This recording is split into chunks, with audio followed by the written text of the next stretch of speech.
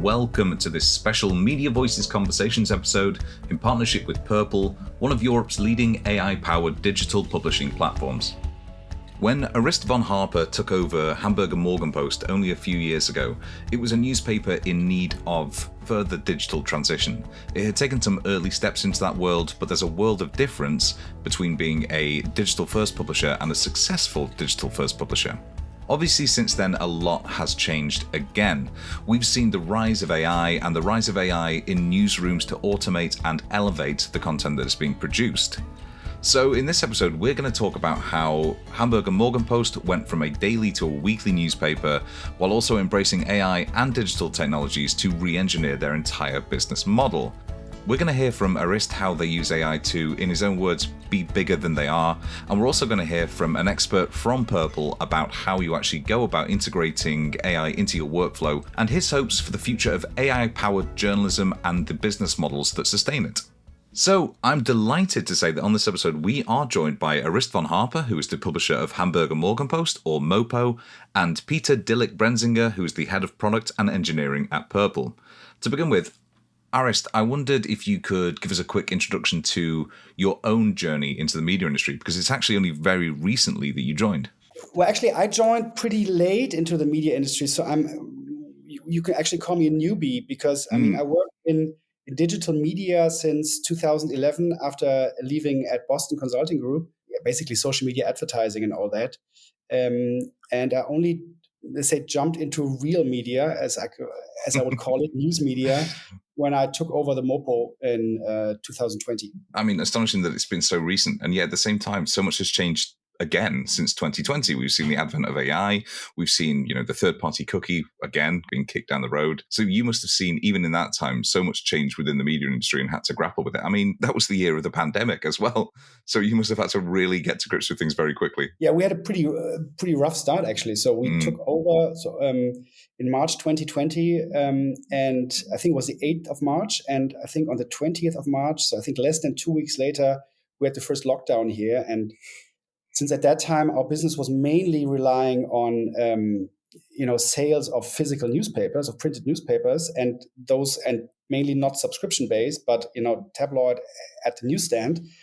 And then no one goes out, no one buys newspapers, no one needs to advertise. So that was really killing our revenues at that time. So, Peter, I mean, during that time, those 5 years, there has been so much change, not just for newspapers directly, but also for vendors, for tech providers, for platforms. Could you give us a brief intro to Purple, I suppose, and how you are facilitating that change for newspapers? The idea behind Purple is that it's quite important to have a kind of a comprehensive solution for media digitalization. So Purple started off in 2012 actually as an app solution for magazine publishers, and since then we evolved into first an app solution for news publishers as well, and then we realized it's really not enough to just provide the app, because the whole process before that is really crucial to creating really desirable digital products that make sense economically. So we also pushed into the CMS market, and actually Arist and Mopo were one of our very first full news clients, where we provided a full CMS with website and now even the app. And we really enjoy and target small and medium publishers. And we also have a couple of very interesting features to do kind of really multi-brand setups for larger groups, for larger publishers, where we can actually generate different brand verticals out of like kind of a main apparent template. So there's a lot of efficiency we can realize through kind of this integrated approach. But on the other side, we also know that every publisher faces their own kind of challenges. So we also sell kind of parts of the product individually and integrate them obviously in existing landscapes. So that's actually really where we are. We strive on kind of this comprehensive approach, while we understand the complexities of today's digital publishing and fit in where we need it. Oh, fantastic. Well, I mean, we're talking there about individual challenges. Arist, I wondered, could you give us the history of Mopo, particularly when the company realized it had to transition from a print-first model to a digital model to, as we were talking about yesterday, a viable digital model, because that is that vital second step that seems obvious on paper, but so few people actually manage to grapple with successfully. Yeah, absolutely. It's funny because if you look into the first editions of Mopo from 1949, they actually don't look like what we think is tabloid today. So it had the text and only just a few pictures on it. That's quite funny. No, I mean they existed and had several changes in ownership, which is very unusual rather in the news industry because it's usually family owned, and then many times goes to big conglomerates, and that was always, let's say, handed through. So I'm actually the seventh owner in less than, I think, the 71st birthday or 70th birthday. That was the year when I took over, and I was already number 7. But in terms of digital journalism, Mopo started quite early with Mopo.de, our news website, in 1995. And I think this was, a small room at the very back end of the editorial team. And they said, there is this World Wide Web now there, and we have to start something. And of course, no one took it serious back then. But as it is usually, you start with something and then you find out how it works and what does not work. And then there's, all these technical revolutions that took place in the past, it's almost 30 years now. So it's 29 years old, Mopo.de. It's not something new. But with that, you learn, and, the brand starts to, exist, and people know about the brand. So I think for the current success, or let's say the fact that we're still living, Mopo is very important, actually, that we started so early. So, when I took over Mopo in 2020, Mopo was already quite large in terms of reach, but they had taken this road of, very, I don't know how you would call it, cheesy clickbaiting. So there was no real, let's say the brand wasn't technically strong. Brand was strong in that sense that people were accessing Mopo directly, which is something I find, extremely important.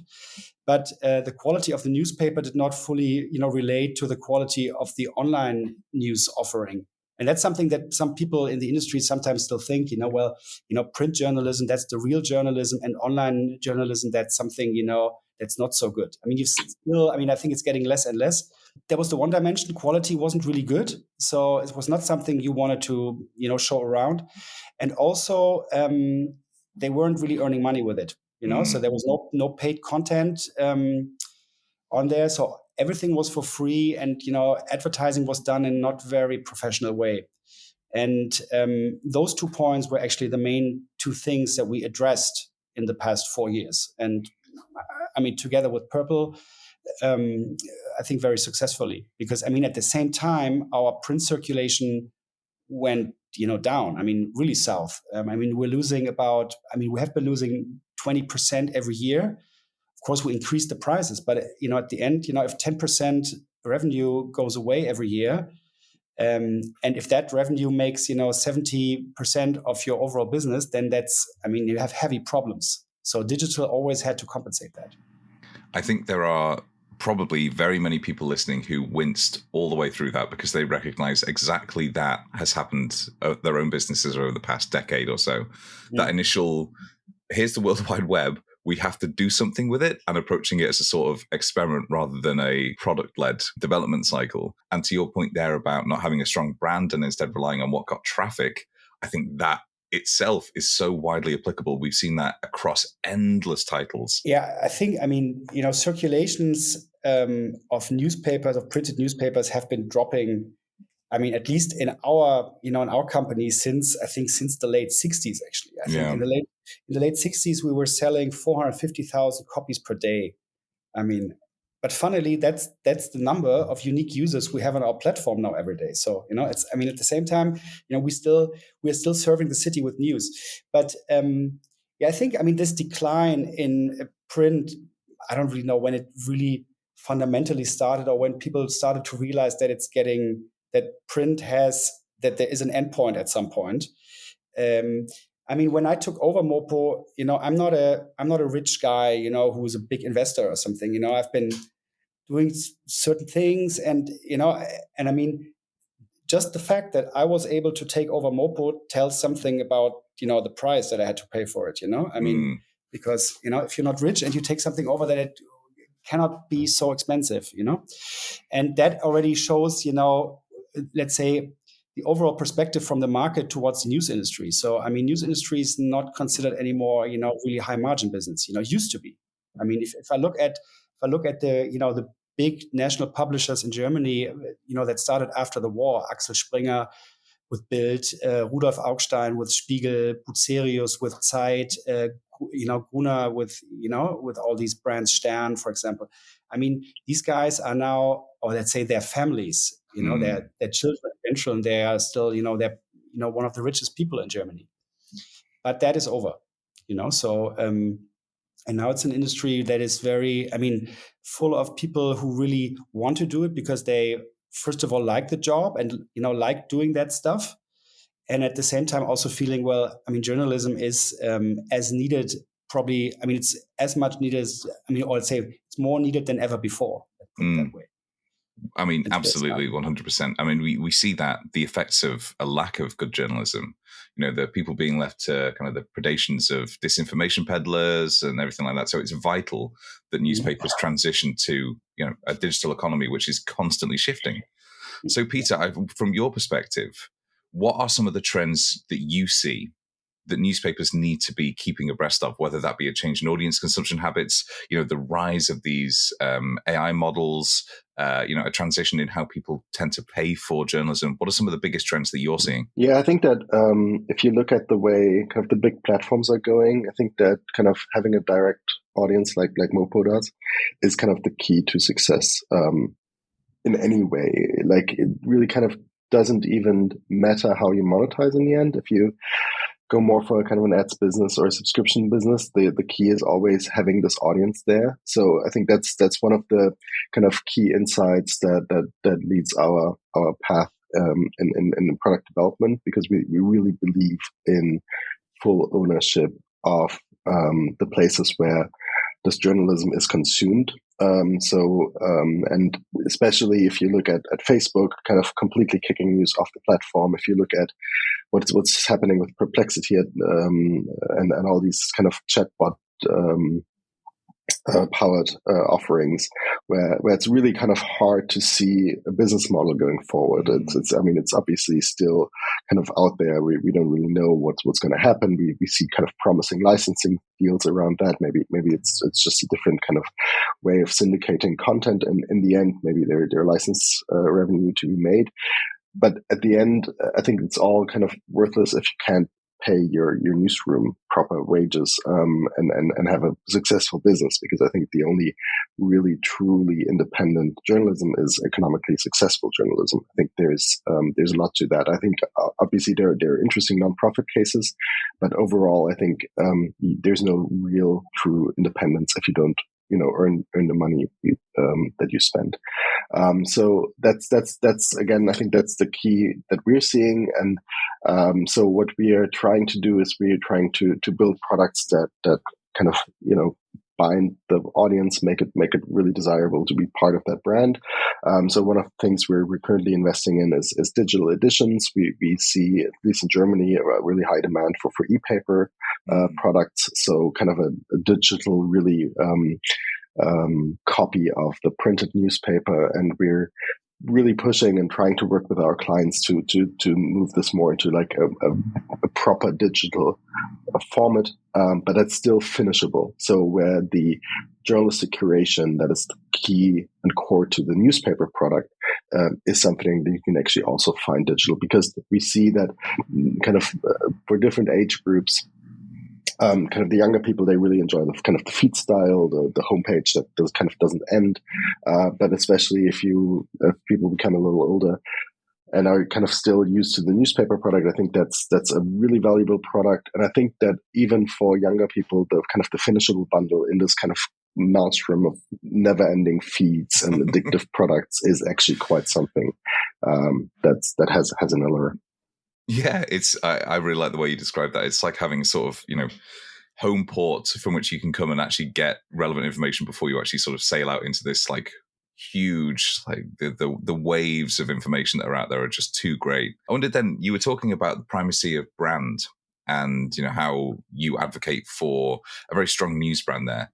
I wonder, to what extent do you feel like that has been a rediscovery from newspapers? Because obviously with the era of social distribution, people tended to just put their content out on other third-party platforms. How hard is it, Peter, from what you've seen, for publications to take back control of their own brand?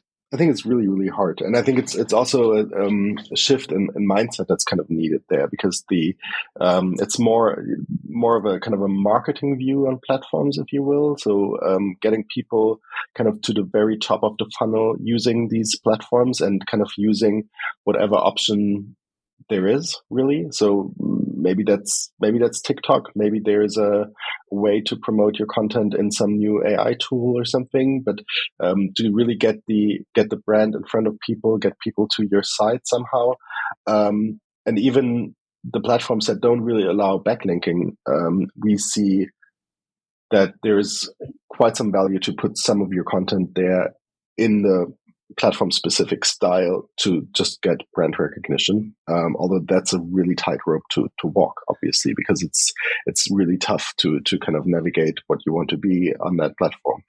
That's one thing. The other thing that we really see, and it's also something we really push, is newsletters, which is, I guess, probably kind of old news, but still good news in a way, because it is, from my perspective, in a way, like it's a little bit like the daily paper in a way, and it can be a very personal product as well. So there's this in all these platforms, I think we see this really big rise of these pseudo social relationships where people kind of have this kind of weird relationship with this influencer, rebuilding the chateau in France, or I don't know, doing fitness challenges or whatever. And I think that's actually also an opportunity for a media brand, because a very good newsletter with a likable editor-in-chief can be something that builds this kind of connection and this trust, and then kind of transfers it onto the brand. I would love to know why your mind went to rebuilding a chateau in France. Because, it's the guy I'm following, actually. It's my kind of evening ritual is looking at somebody putting in beams in like a burned out chateau. That is fantastic. I will keep an eye out for that. So, Arist, we touched upon this slightly before, but obviously you joined, you took ownership of this right when there was a transition from being a digital first model to being a viable digital first model.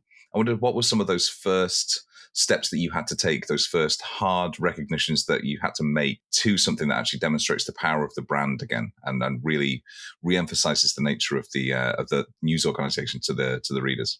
That was, I mean, for me, actually pretty easy, because I'm not part of the editorial team, but I brought an old Mopo veteran, which happened to be an old school friend of my old colleague who I had a company together. And, when I had the idea of taking over Mopo, I called him and I said, hey, Mike, I have this crazy idea. I mean, it's super crazy and probably won't, it won't happen at the end. But I mean, I'm seriously thinking about taking over Mopo.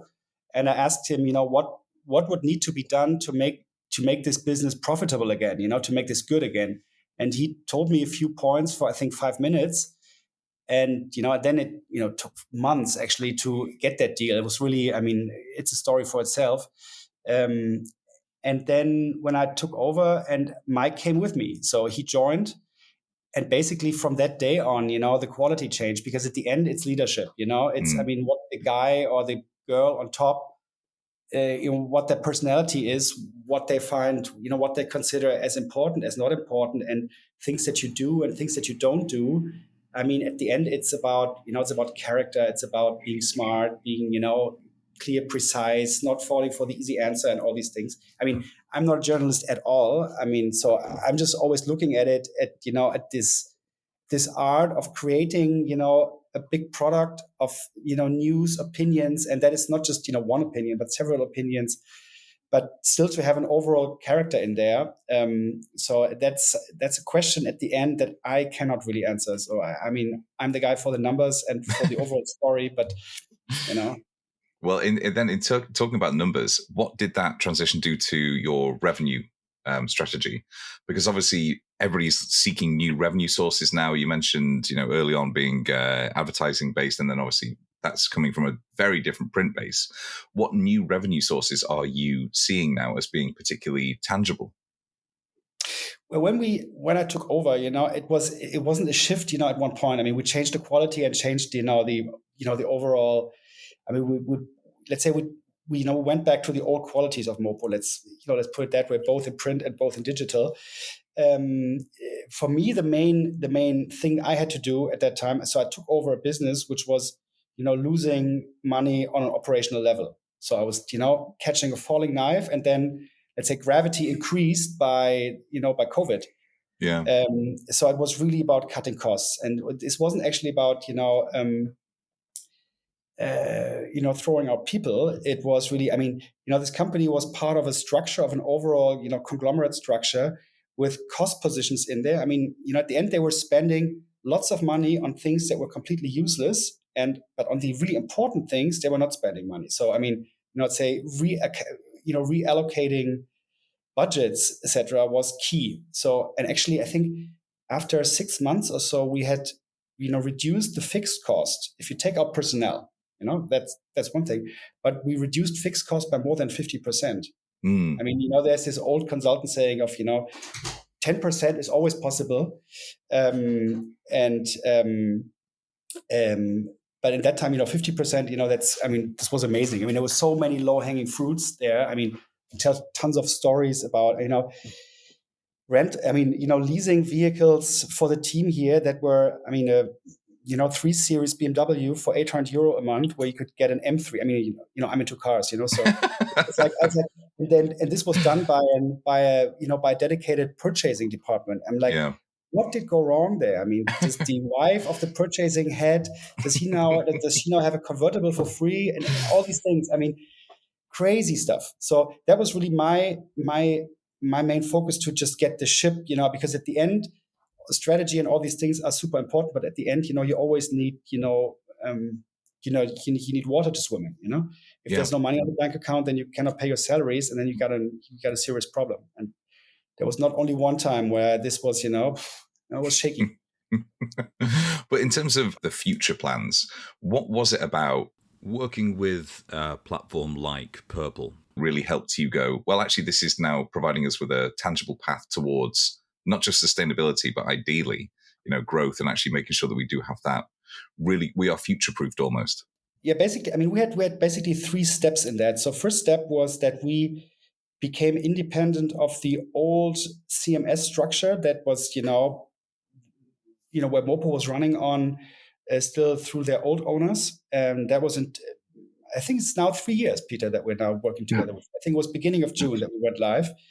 And so we had our, let's say, from our perspective, our own stack, which was not our own stack because it was, coming from Purple, but it was not part of this old conglomerate structure, which was, still being, separated in a way. And that was step 1. And then step 2 was that we, that was half a year later, that we introduced a paid content we called Mopo Plus. I mean, like everyone in Germany calls it Plus. I don't know how it is in other markets. Yeah, we were actually thinking about different names, but then we thought, okay, why do we make it so difficult for people? If they have understood the Plus model, and the good thing, because we started so late with that, let's say the market for Plus, I think most news publishers already had a paid content model. So, and they had taken many routes and sometimes went into dead ends. So for us, it was quite, while we were the first regional newspaper to be online, which is something I think I didn't mention before, we were actually one of the latest ones to jump on the paid content wagon, let's say. But we could obviously learn from many others. So there were many routes that we didn't need to take because others had taken them already. And so that was step 2. And then step 3 was when we actually also got full independent from the monetization aspect, which was also still until end of 2022 run by the old owners of the Mopo. So, you kind of understand that there was a very complex deal between them and me. But that was at the end, from beginning of 2023 onwards. We were then really seeing, strong revenues from the digital space. And this is now, and I mean, that has been, so that since then there has been no revolution anymore in that big sense. I mean, but rather evolution. So, I mean, monetization now is also a lot better than it was 1 year ago, when it was already a lot better than 2 years ago. So we still see growth there. And obviously, of course, I mean, we have a, let's say, a real crisis. I mean, economic crisis in Germany, I would call it.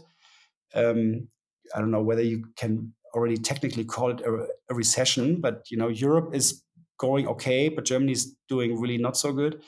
And so I'm really waiting for the clouds to go away, because I mean, now we have the setup that can really earn lots of money, especially working together with Purple. Many new things coming up. So this aspect of AI, which started to be the big buzzword, I mean, mainstream buzzword beginning 2023. I mean, I've looked into the Purple backend yesterday, because I'm not using it at all, because it's not my job. And it's really, I mean, basically everything is run through that. I mean, it's still people writing the articles, but we have AI features, all along, let's say I wouldn't say supply chain, but the manufacturing chain, from, first creating an article to then publishing it, So that's interesting stuff. So, Peter, what did that actually look like from Purple's perspective? How did you go about enabling Mopo to actually go about achieving that transition and find a tangible path to their goals? So it was a really kind of a tough project to make, because the timing was very, very tight. As Arist mentioned, they were kind of on this old stack, and if I'm not mistaken, the original timeline was a little more relaxed, and then kind of got a little shorter. So we really all got together, but I think it was a really great team effort, and we made it in the end. And since then, Mopo is really one of our very, very innovative clients. They're really pushing digital to where we also think it should go. So obviously, putting in a paid content offering, modernizing the advertising monetization, using new partners there. Also, what Mopo is doing around tracking and analytics is really, I think, top of the business. Before joining Purple and Sprylab, I was with Axel Springer, where obviously the amount of resources available around topics like that are quite on a different scale, because it's obviously the largest newspaper in Europe, with the revenue accordingly. But what I'm seeing with Mopo is right up there. It's really just with a very small, very dedicated team. So we're really impressed, and we're really, really happy to be able to work with them. And so what we're trying to do is obviously give them the tools that they need to be successful, and to come up with new ideas. And one of those ideas was, for example, Purple Prompts, which is a ChatGPT OpenAI integration into our CMS. That's something we co-developed with the Mopo newsroom, and that was quite, especially very helpful for us, because obviously it's always important to really create value where the work is being done. But I think that also Mopo got value out of that. So that's basically how we operate. I'm always saying that this was always my conversation with you, Peter, and with Stefan. It's always like, if we have a perfect solution for us, then this is something that you can probably use for many other, let's say, small to medium publishers, because, just as you mentioned, we are not Bild, we are not Spiegel, we don't have these large resources. I mean, I think Süddeutsche, for example, I think they have as many developers as we have in our overall company. Oh my God. Our team is super small, but I mean, I sometimes feel like we're like we're like a super small, not funded soccer team, but playing in Premier League. So it's like we have to make things up. I would say we have to cover up that we don't have so many resources. So it's really important that we have good partners and work with them on a very, very close basis. And so I think this is really a real win-win situation. I mean, for Purple, working with us, but also for us working with a partner that's really on ice level with us. That's really, really helpful. See, I think that's fascinating that you've mentioned the fact that, you hope that this is almost a template for other small to medium-sized publishers, because it speaks to this idea that you don't need to be enormous to have a paid content strategy, or that you can be using AI to sort of develop new tools that actually deliver value to an audience.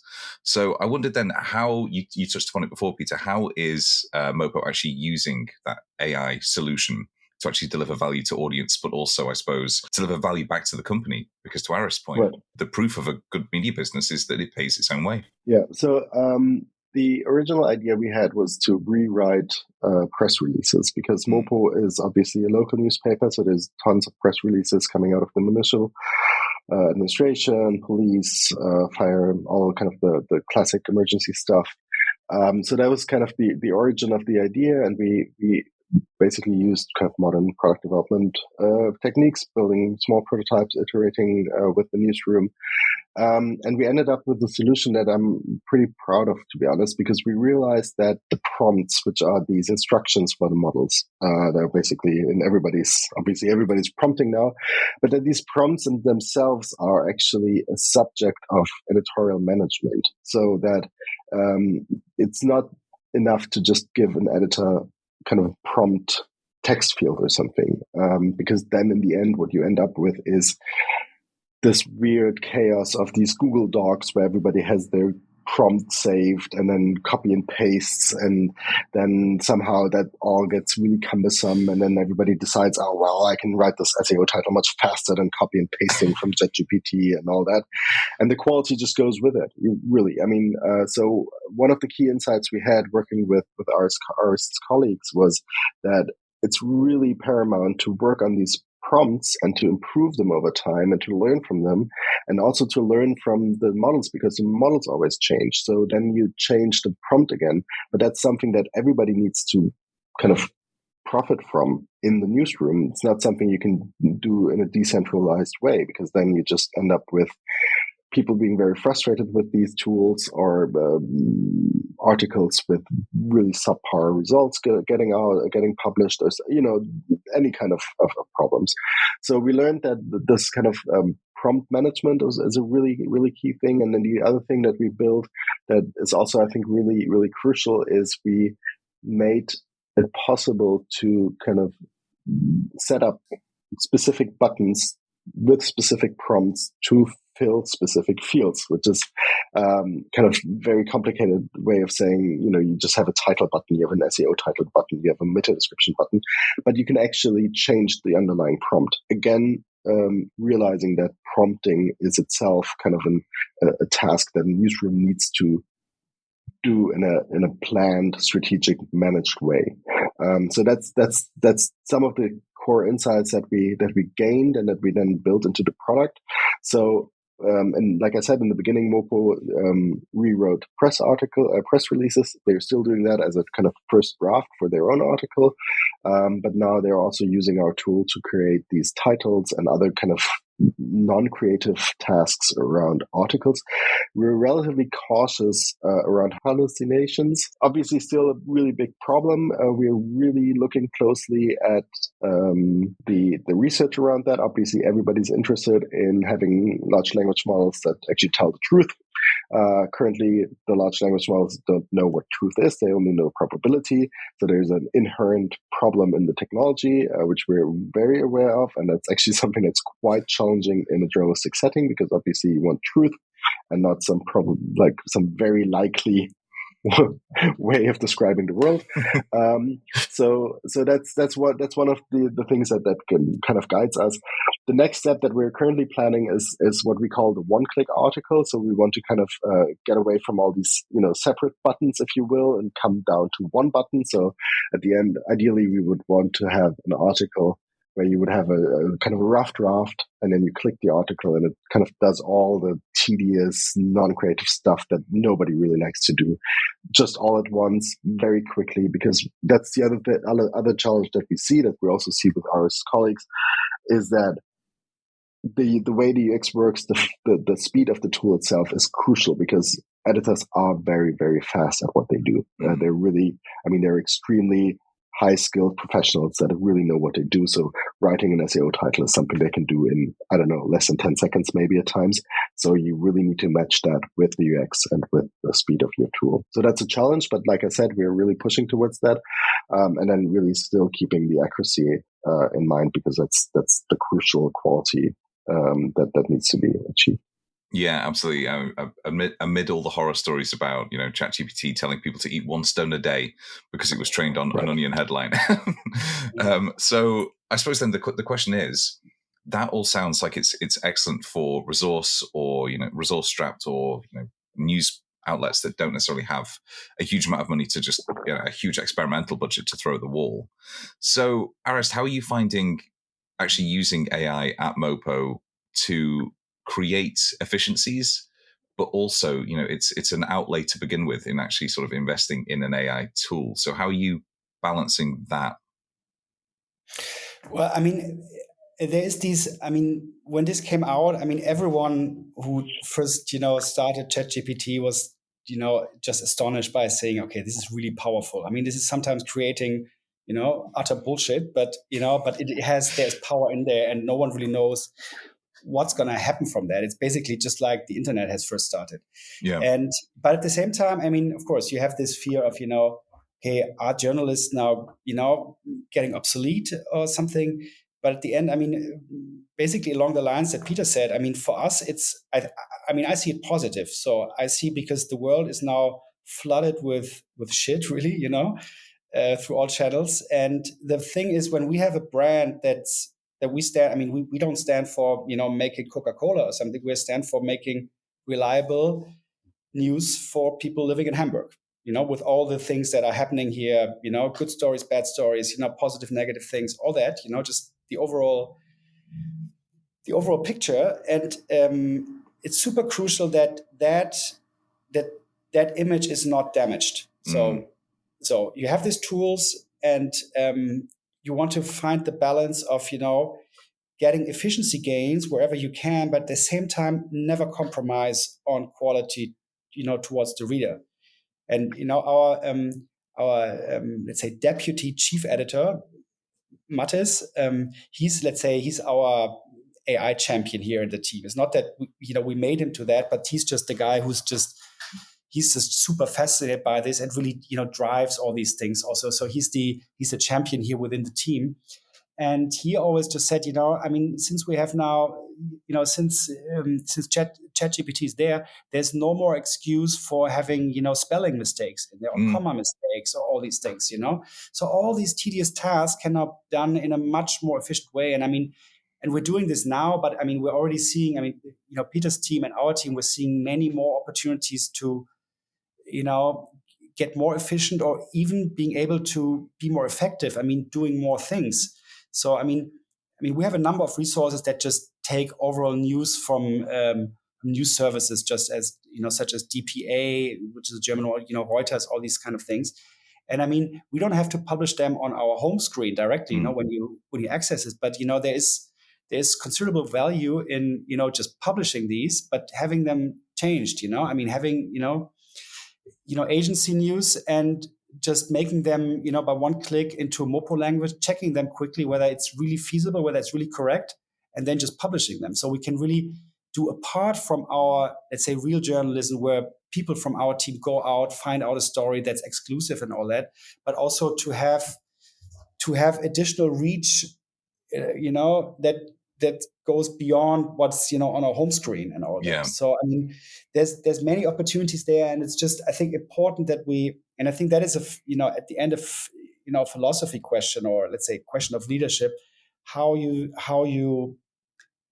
position the role of AI, within your team. And we see it as an instrument, and it's not taking over at all, because it's always people looking at things, deciding, taking decision, doing the left turn, doing the right turn, all these things. So not, let's not have the machines take over, but let's use the machines, That's really good to hear. That I remember very early on, I think it was one of the first adverts for Microsoft Copilot, had a father on the day of his daughter's wedding using it to write his speech. about his daughter. It's like, that just sounds horrifying. Like, Yeah. do you not like your daughter? Do you not have any memories of her? So that was very weird. So it's great to hear that you're still keeping that focus on super serving an audience there. Yeah. So we've spoken a little bit about the opportunities around AI for efficiencies and actually for creating content that's relevant. But I wondered, what then are some of the potential threats that we're going to have to deal with, and how are you sort of setting yourself up for that? There was a study out not too long ago, actually, only a couple of months at this point, talking about what Google's AI search could actually do to indirect traffic, and it was a huge fall that was forecast there. I know, Arist, you mentioned you get, what is it, 75% traffic direct? How are you thinking, both of you, about strategizing to make sure that we are not left out in the cold by changes to Gen AI powered search? I mean, first of all, from an overall perspective, I think this, threat of, the whole digital world being flooded with things that no one knows whether are true or not. I mean, fake news is that's not a word that only exists since ChatGPT is on the mainstream stage. Put it that way. I mean, from an overall perspective, I don't know whether this is a good thing for mankind, really. That there's so much information out there which is just wrong, false, and people taking decisions based on wrong information. I mean, it's actually a weird feeling that we're now in 2024 in a situation where this really poses a threat to the world. You would think that computers get more quicker, everything gets preciser. I mean, if you look at the first digital cameras, they were blurry, and now you have cameras and they're just super sharp. They're a lot better than analog photography ever was. So I think that is an overall threat which is there, but it's at the end, let's say it's with nuclear energy. I mean, once it's invented, it's there, and you have to deal with it. So there's no value in just being sad about it. But from a business perspective, I mean, obviously that is a huge threat that that people go to Google. I mean, this is a clear monopolist there. And now we were all, heavily relying, and even if it's for us only 25% of our traffic, which comes from Google, but at the end, 25% of a huge reach is still, in absolute terms, lots of traffic that we're getting from there. So that is for sure a threat. And that's something that we see, I would say critical, but of course we have a clear eye on that.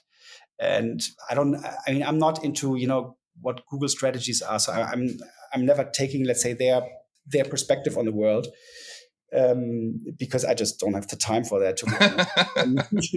I mean, I really, just very much in operational stuff here. And Peter, then, what do you feel are some of the steps that we need to take to ensure that, we are effectively creating a bulwark so we're not overly exposed to changes from this? I mentioned this earlier. I think that audience building is really the key to all of this. So I think that given the way kind of all the platforms work, and where also Google is heading at the moment, with also especially the competition that Google has with the chatbots, with people like OpenAI and ChatGPT, but also currently what I would call more minor players, but that might be interesting, like Perplexity. I think that publishers should really make the assumption that all of this traffic is going to go, and that's a tough one, obviously, and it's something that is very, very, very tough, because at the same time you still have kind of declining print revenue, and I think there are some opportunities in there, like I said, licensing deals. I think that if you have unique content that's very special, like Mopo does, or some other special interest publications, I think it does make a lot of sense to license this. We are seeing examples, and have been in the past, where some of these companies, the AI companies, don't respect the bot settings, and then just kind of scrape, rip off, steal, whatever word you like to use, and use that content. I think I'm kind of hopeful that we will get some kind of regulatory measures around that. But again, in the past, that hasn't been really the way it went. But maybe this time we're lucky. I don't know. So I think there's also kind of some learning in some of the political bodies that govern this. But I think that the core assumption that I would propose at the moment, although it's a very, very tough one, is to really assume that this traffic is going to go and that we're going to be in a world where kind of Google Zero is what Neil Patel of The Verge called it, which I think is an interesting way of putting it because it's a very kind of tough one. But I think if you prepare for this, and then maybe some opportunities will arise. Maybe the search traffic is going to stay to a certain degree. I think then you can be kind of lucky that you're prepared for that. I think the other way around is probably going to be very, very, very hard. And then again, just to bring it up, obviously our products are really well positioned to have this audience and to hold this audience with especially with apps and also newsletters. I think that those are channels that might actually be more important going forward. 100%. I mean, the newsletter in particular, you've got a captive audience who's chosen to engage with you. So in a way, it goes around that potential issue because you already have that audience who has found you and wants to get your content directly. So absolutely, that we keep hearing that at Media Voices. But we've touched a little bit on what it means to actually experiment with AI, where you get the resources, where you find the time to do that. One of the things that I'm really interested to hearing from both of you actually is, what does integrating AI actually do to operational models within the business? Because there are huge changes that came in when there's any step change in how people actually create content and then disseminate content. I wondered, how do you actually go about creating a working operational model within your business to make the most of AI? Peter, to think about that. Thrown to the wolves. Yeah, I think we're still at an experimentation phase here. So I think it's really kind of too early to tell like what the actual operational setup around all of this is going to be. We've seen larger German publishers putting out or putting together kind of prompt engineering teams. So kind of centralizing that knowledge, bringing in people who, in the last, it's been a year and a half, to be honest, of ChatGPT and of this kind of prompting, this importance of prompting. So to bring people in who've been really working around this, like I said, we believe in a central management of prompts. This obviously is something that would work well with a centralized prompting team. But again, this is also something for larger newsrooms where you have kind of the leeway to set up a team like that.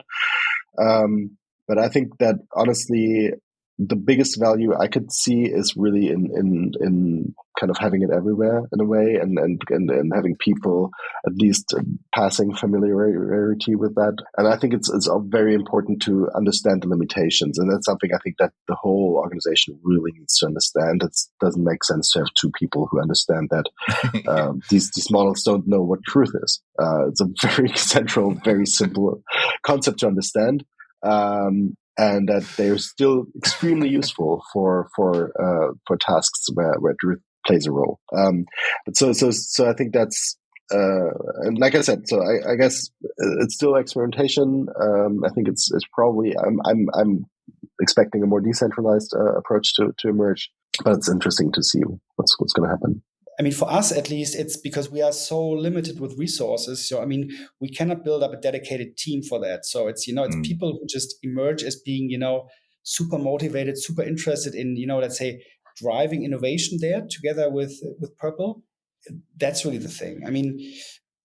For me, it's these two dimensions. It's this thing of, efficiency and effectiveness, just in terms of speed, being able to do things faster. So